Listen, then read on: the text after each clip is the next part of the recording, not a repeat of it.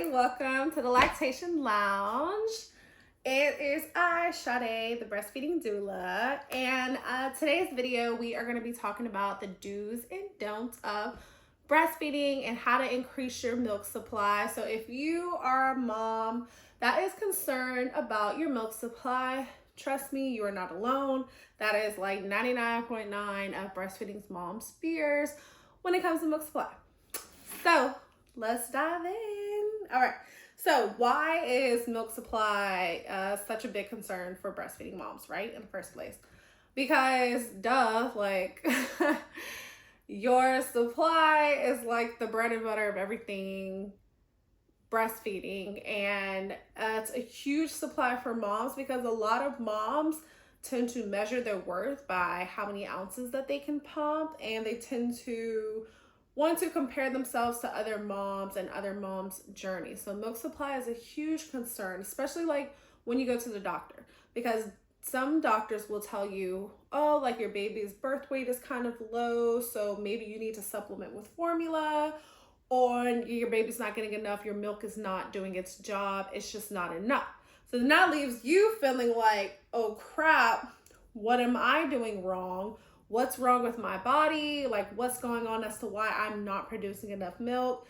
And of course, you want the best for your baby. So a lot of times hearing that your baby is below average on birth weight and size is like super scary and terrifying. And it really makes you feel like super guilty. And it makes you think that it's your fault, but it's not.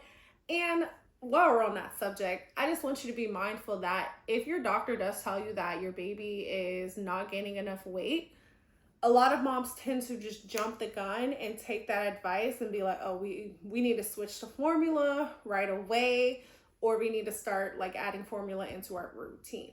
That is not always the case, because some babies are just low weight babies. Not all babies are going to be fat and chunky. That's okay. Some babies are just going to be smaller than others. That's okay. Like, unless there is like this detrimental decrease in your baby's, weight, and it's like super, super concerning, as if like there's like something more going on, I can almost guarantee you your breast milk is just fine. Your body is doing just fine. That weight is going to increase.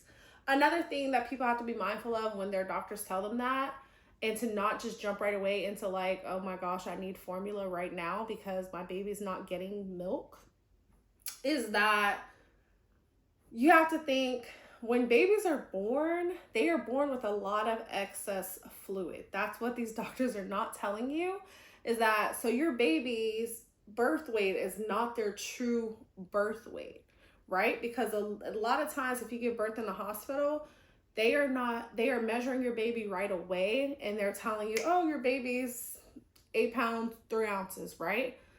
That's not your baby's true birth weight. You have to give it time for the fluid to leave your baby's body, and then it's best to weigh the baby 24 hours after birth. That is going to be a more accurate number for their birth weight. So women are given this one birth weight, and then you also find too, think about it, they're weighing your baby right consistently, and then they tell you, oh, baby, dropped a few ounces, or oh, like that first week of birth, that weight falls off. Why? Because of that excess fluid. So that's why when you take your baby to that first newborn checkup, like a few days after you give birth, their birth weight has likely decreased. That's normal. That's supposed to happen because all that fluid that they were sucking in and taking in while you were pregnant has left their body. And so this number really scares moms because they're like, oh my God, my baby's losing weight. They're not eating enough. I'm not making enough milk. It's going to send you into a frenzy. So I just want you all to be mindful of that and just know babies do lose weight.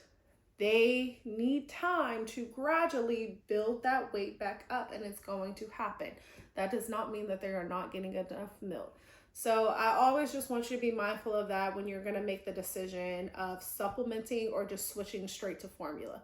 I would say unless there's like truly your doctor can give you a like medical reasoning as to like something is going on here, your baby's not gaining enough weight on breast milk alone, I would really consider it, especially if breastfeeding is your goal. Because when you start to introduce a bottle and formula feeding, babies are going to just go for that because they don't want to work for the breast. It takes more muscle movement, it takes more energy out of them to breastfeed. And so once that bottle is introduced, which is another thing of why sometimes you might hear people say don't introduce a bottle till 6 weeks. You don't have to wait 6 weeks. That's another story. But when you introduce that bottle like early on, it's almost really, really difficult to try to get them off the bottle back onto the breast because they're like, oh, this is easy. Like this milk is just flowing right out. I like this.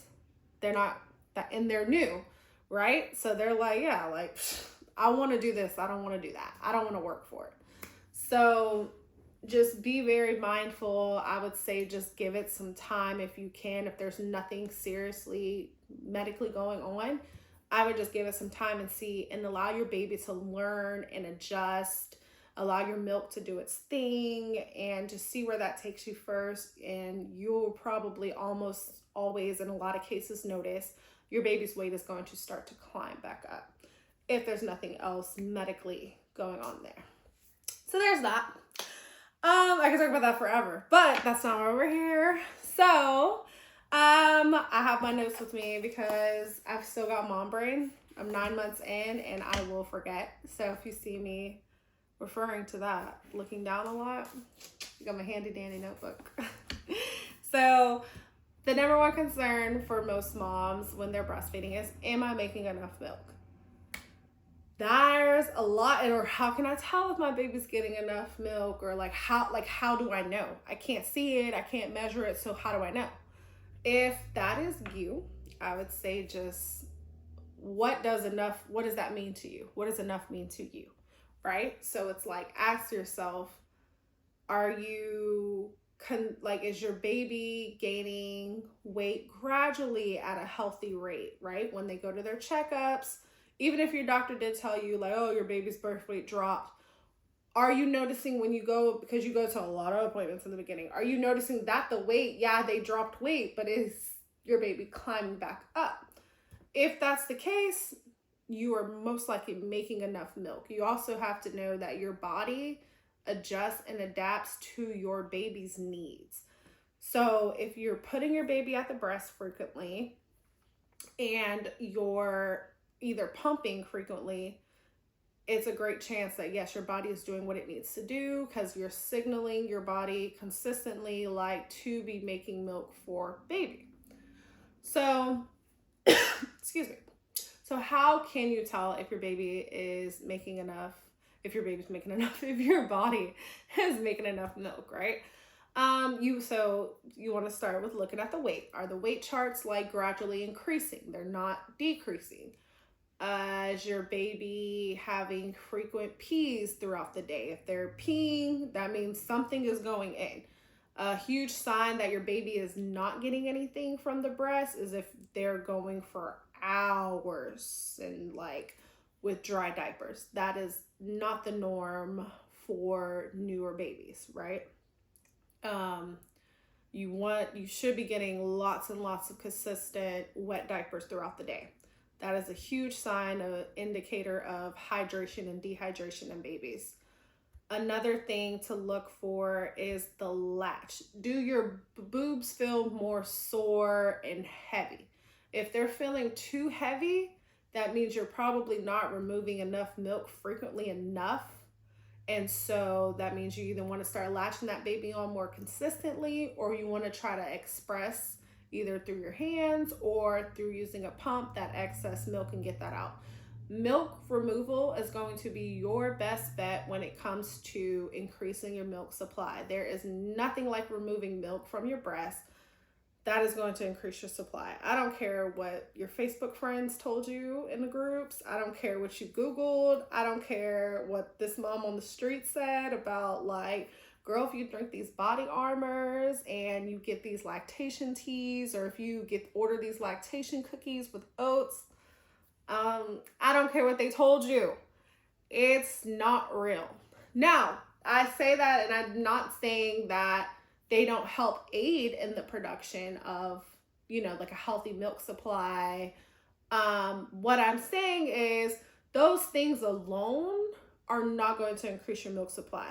Now, you might see like a quick boost or a jump if you're like eating the oats, drinking all this water, staying nourished, staying hydrated, like you're doing all those things. You'll see a jump, you will, more than likely.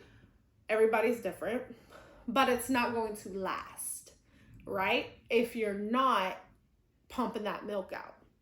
So there's no point in doing all those things if you're not going to be nursing frequently and if you're not going to be pumping frequently. Otherwise, all that is just going to go right out the window. So to my point, milk removal is your best bet. The do's of milk removal. When your baby is first born, you should be removing milk every 2 hours, at least every 3. Now, if they're sleeping, let them sleep, but you need to be pumping or expressing with your hands throughout that time period.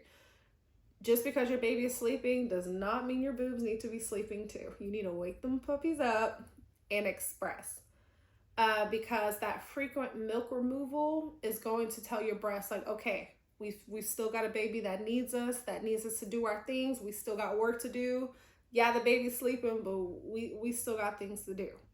So it's gonna wake up, your milk production and signal to your body, like, I need to still be producing and making milk because this baby still needs us. A latch.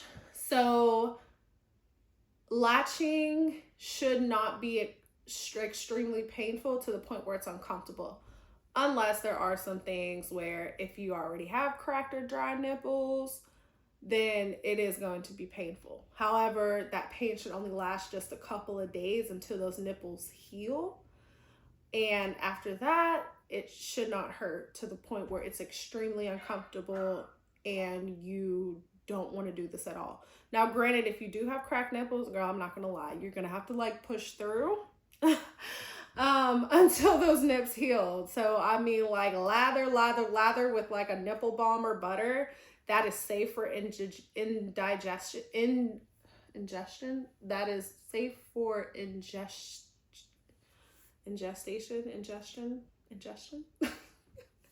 Yeah, so that you don't have to like keep wiping it off. I don't know why I couldn't. Ingestion, right? So that you don't have to like keep wiping it off whenever you're getting ready to breastfeed. It's super inconvenient to like use a nipple-based balm or cream that is not good for ingestion, because like sometimes you might forget to wipe it off, or and you don't want your baby taking anything, and that's not good for them, right? Especially in those early days. So it's always best to get a lanolin-based cream. Those are all pretty much like the safe go-tos. And I will drop some recommendations for some of my favorite nipple butters and nipple balms that I really like. But while we're on that subject, shout out to Rose Maternity Co., which is an amazing Black-owned, woman-owned company that makes postpartum recovery kits. And she has got like these super cool things that honestly changed the game. And I highly recommend you go on her website and get some of these, especially if you're expecting or you're a new mom and you're breastfeeding. But it's so cute. It's these like, and I'll do another video on those, because those are like thebomb.com. Like, you gotta have it right in your pocket. There's these cute like little chapstick size, and they look like little chapstick sticks, but it's nipple balm. So it's like you can just pop it in your purse with you wherever you're going, and you can have one in your diaper bag or just in your car. Probably not in your car if you live in a place where it's really hot, because I live in Texas and I would never leave that in my car because it will melt and be gone and I would be in tears. It's so cool though. Like, it's so portable and compact, and you can take it everywhere, because I know sometimes it's hard. A lot of people put their nipple balms or butters in those like cute glass jars, or just a jar, and doing all that is not really feasible. So it's like these little chapsticks, just you can take it everywhere with you, and then you just rub that baby on. You don't have to worry about like touching it with your fingers and getting the mess on. Super cool, super convenient. Highly recommend it. I'll drop the link for that as well. What was I talking about? What was I talking about? Okay, yeah, nipple butters and balms. So yeah, so the latch should not hurt. In the first couple of days, you will notice that the latch may be uncomfortable and you feel like you're having contractions again. That is wonderful. That's what you want, because that is your uterus shrinking back to normal size, because breastfeeding naturally does that for you. If you've given birth in a hospital, you'll notice they'll say like, oh, we'll give you, even if you had an unmedicated birth, they'll say, sometimes they don't even ask you. They just be like, oh, it's routine to give Pitocin because they want to help your uterus shrink back down, as quick as possible, right? But your baby organically does that for you through breastfeeding. So your recovery of healing, whether you had a C-section, whether you had a vaginal delivery, is typically nicer. Now, it's not the case for everyone, but when you're breastfeeding, your body will just do what it needs to do. You're producing all the hormones, you're producing all the things your body needs to recover organically. So super cool, right? Latch, again, you want a nice deep latch. You want to cover most of the areola and not the nipple, because what you'll find is that when your baby is sucking on just the nipple and not like the breast tissue as well, it hurts. Okay? It hurts. And it's not effective at removing milk. So getting a good latch is the key to successful breastfeeding. Without a good latch, you're getting nowhere, unless you're going to exclusively pump, which is just as fine as well. But if you're going to nurse as well, then combo that. A good latch is key. You can't get nowhere without it. You're not going to remove milk effectively enough without a good latch. So not only is baby not going to get good milk, you are also going to be sore, backed up, and with mastitis, and it's not fun. Let me tell you, it feels like you have COVID. So the latch. How do you know if you're getting a good latch? Just like baby's lips are blanched out like a fish. You can see those like jaw movements as they're suckling. You can kind of hear the sounds as the baby is suckling, and you just get like a good like gulping sensation from your baby.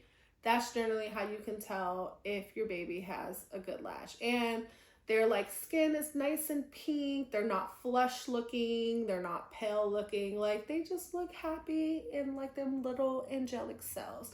Now, this can be kind of hard to tell, especially with newborns, depending on the color of their skin, because some babies, all babies have different, tints and tones. But and you're new. So you're like, what is a pink, nicely skin toned baby look like that's happily fed, right? That is something that you will have to gauge and learn for yourself. But you see your baby all throughout the day. Just really take the time to bond with your baby, do skin to skin, and just pay attention to the different colorations in their skin when they're feeding versus when they're hungry. When they're hungry, they turn like super red, they get angry. Just look for a nice like pink and just sweet little skin tone.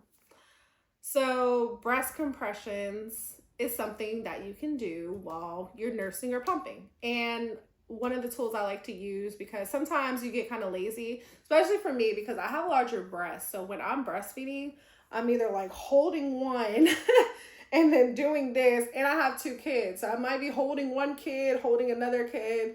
I need as much hand freeness as possible. So a really cool tool, but if that's not an issue for you, because when I first had my baby, I was doing all the things. I was like holding it in like a C position like this. So I would do this and just kind of like massage and do different things like that to try to just help that milk just flow and move down, and so no knots or anything build up. A cool tool though that you can get is from Zomi, which is a breast pump company. And they have this cooling lactation massager. So it has a cooling sensation, which is also good to help that milk flow through. the ducts that it needs to, and it also massages. So if you get like some type of lactation massager, that helps as well. So you can just pop that in your nursing bra and then do your thing and be kind of hands-free with it. Or you can just take your hands yourself and just, you know, like do some type of light massaging right before you're getting ready to feed or during the beginning of a feed, and then you'll see that milk just start to like really flow out. Skin to skin, when you want to increase your milk supply, the best thing to do aside from frequent milk removal is skin to skin contact. I tell all my moms that are having issues with their milk supply is to just get in the bed, get on the couch, get in a chair, whatever is a comfy, safe space for you. Just get all the things that make you nice and comfortable because you're going to be there for a while, and just skin to skin with your baby. Take a bath with your baby and just let your baby lay on your chest, or just lay down in wherever you like, just with your baby on you, on your chest. That really helps getting the hormones going. That releases oxytocin, which is like super detrimental, not detrimental, but super like a key point to milk production. Of course, stay hydrated, eat. There's no right or wrong thing to really eat when you're breastfeeding. A lot of people have the notion that they have to like have a certain diet for their milk production, and that's not necessarily true. You're gonna be hungry, so eat what you need to eat. You know, don't feel like you have to change your diet drastically or anything like that. As long as your baby doesn't have any allergic reactions to any of the things that's in your body. Like, I know some moms have to remove dairy from their diet that are breastfeeding. If your baby doesn't have a dairy allergy, just eat as you normally would eat. Stay hydrated. Water is not always enough, but drink lots of water. Double what you were drinking before, and coconut water is really great for hydration as well. A lot of people like the Body Armor drinks, and guilty because I did too with my first pregnancy, but those have a lot of sugar in them. So if you're conscious about like, you know, a lot of sugar, or that, you know, trying to get that weight off after having a baby, if that's you, I would just do plain coconut water from like one of your favorite brands and do that. Greater Than coconut water is flavored, super good. They're a really great brand to consider for coconut water, especially if you don't like the taste of coconut water. It's an acquired taste. It's not for everyone, which is why I think everybody hopped on the Body Armor trend while they were breastfeeding, because they actually taste like really good. So, but Greater Than is a good brand, and it doesn't have all that sugar in it. The other thing is power pumping. Don't power pump unless your milk supply has like absolutely depleted and you're sure it's depleted. Like, you spoke to a lactation professional and they were like, okay, yes, you need to increase your milk supply. Otherwise, it's not necessary. Just pump normally as you would. And don't put too much stress on yourself when it comes to pumping. I know it's like overwhelming for moms to like try to learn how to breastfeed and pump at the same time. Like, it can be a lot, especially if you're doing a lot of these things on your own. So don't put stress on yourself to pump if you're nursing. I usually tell moms, especially moms who are first-time moms, to just focus on one or the other and not try to like stress yourself out and feel like you need to be doing both. Rest. I know it's hard, because if you're one of those people, you just got to stay busy, you just got to be doing this, that's fine. But take breaks when your body is telling you to take a break, and when you're feeling overwhelmed or burnt out, rest. If you're not resting and if you're super stressed, that is going to put your body into stress, and then your body is going to start triggering certain hormones and reflexes that are going to inhibit your milk supply. You do not want that. Now, so those are the do's. Now we're on to the don'ts. Do not, when you're breastfeeding, nursing, pumping, switch sides too soon. All that like, oh, you need to pump for 20 minutes on this side or nurse for 20 to 30 minutes on this side, and then you need to pump, you know, for 10 minutes after. Don't get caught up in all of that, right? Just nurse your baby and let them just stay on for as long as they want. Like if they're on it for 20 minutes, 30 minutes, 45 minutes, sometimes in the beginning when they're newborns, it might be an hour.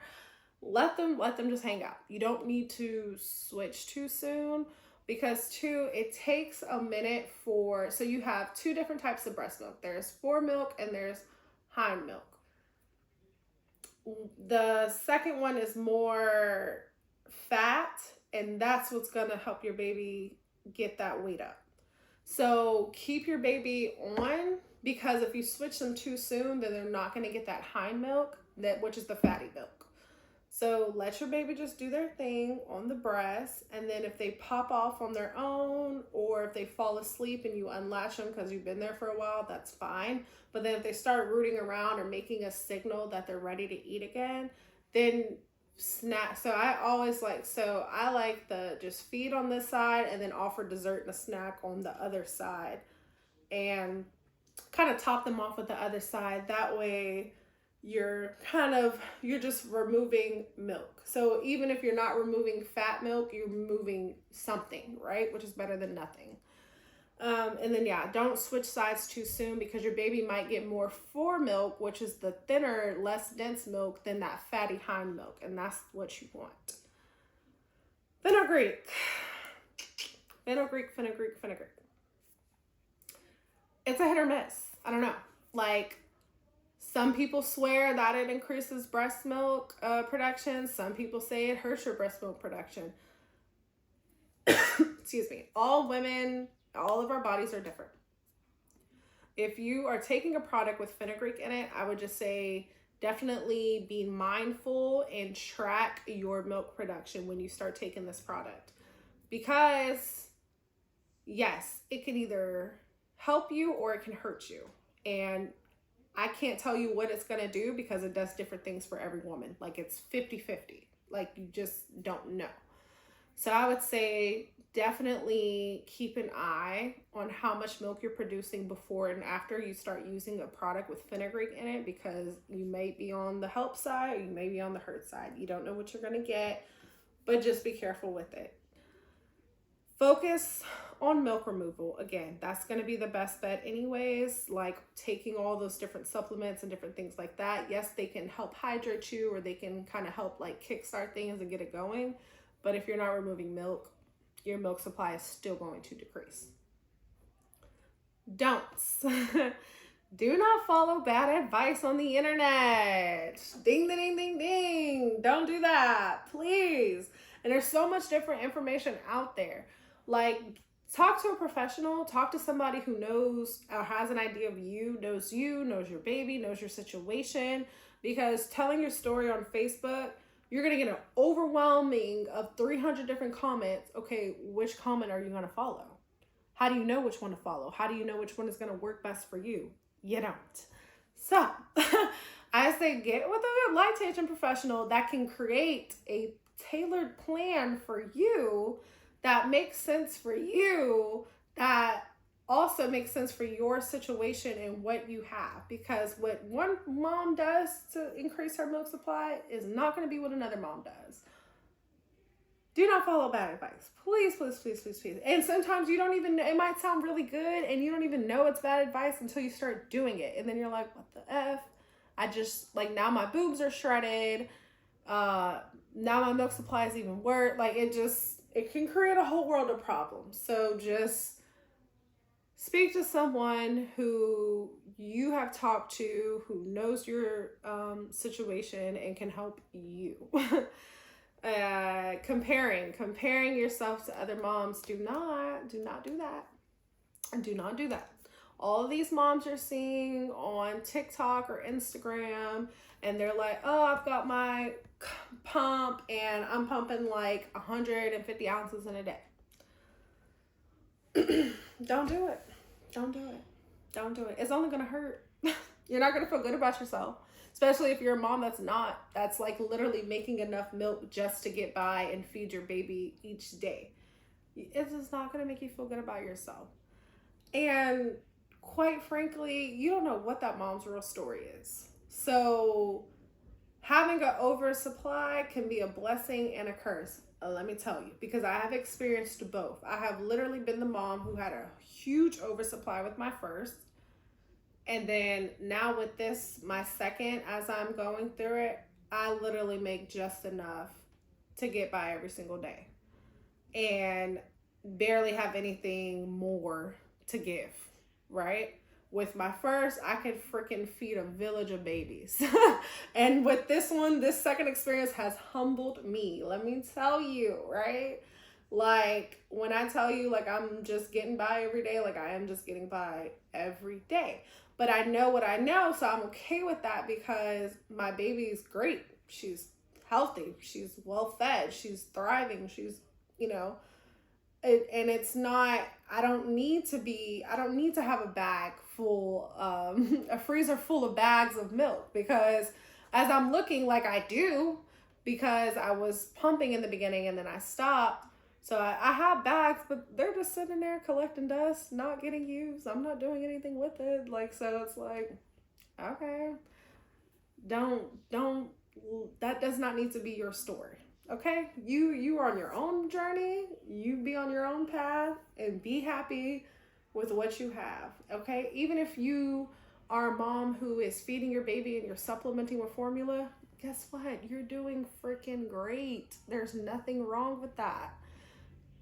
You're giving your baby something, and that's super great. That's super important. That's wonderful for their development. It's wonderful for you. Do not try to push yourself to be one of these mamas who just got bags on bags, bricks on bricks of milk.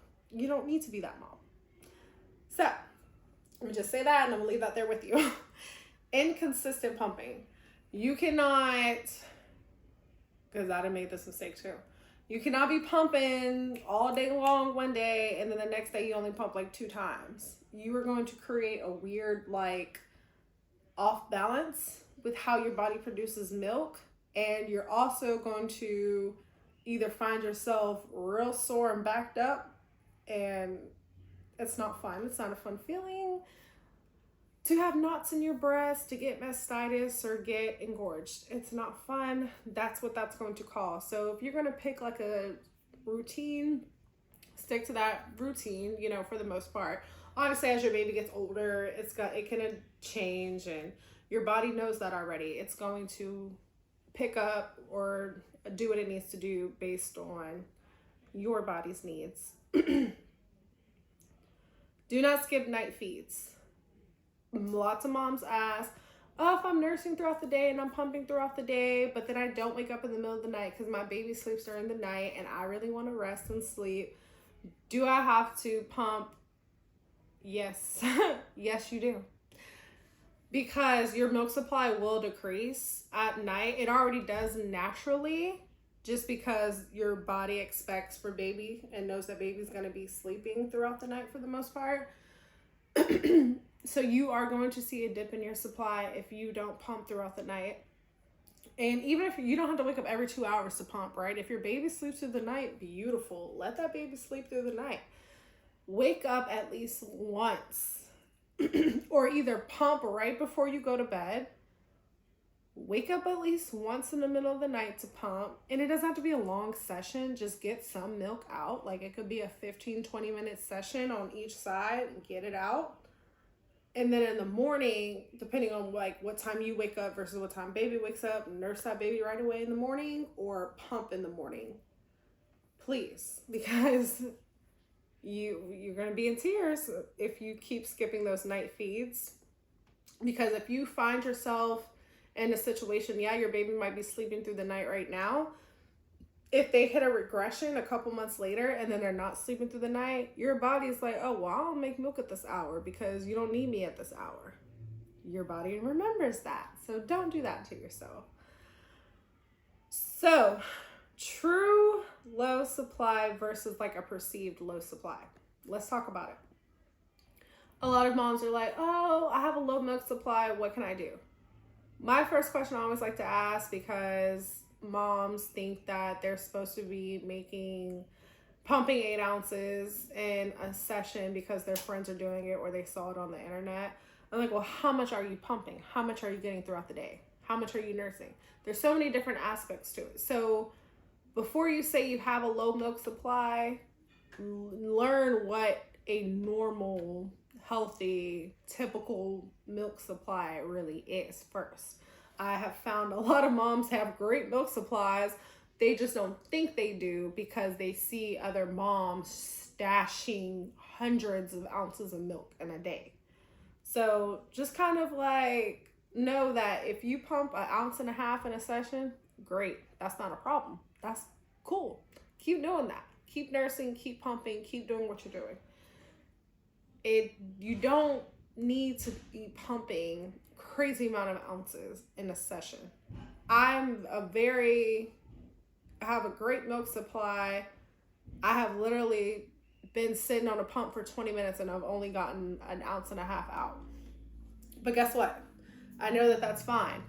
And about a couple hours later, I might get 4 ounces out. It's just so many different factors, and also the time of day that you're pumping plays a role in how many ounces you're going to get out. So do not let that discourage you and make you think you're not making enough milk, because that is probably not the case.